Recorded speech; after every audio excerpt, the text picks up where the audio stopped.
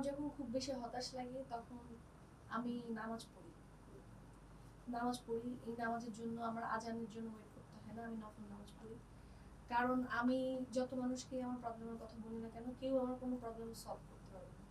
তো আমার কোনো কিছু খারাপ লাগে, কেউ আমার সাথে খারাপ ব্যবহার করবে, আমার সাময়িক সেটা ফেসে চলে আসে যে আমি একটু কষ্ট পাচ্ছি, বাট আমি সব কথা আমি আল্লাহকে বলি, বলে আমার তখন খুব হালকা ফিল হয়। এবং একটা সময় গিয়ে আমি আমি জানি যে রাস্তাটা অনেকটা ক্লিয়ার হয়ে যায়। বাট অনেকের জন্য আসলে যেটা খুব ইজি, আমার জন্য সেটা খুব বেশি হার্ড হয়ে যায়।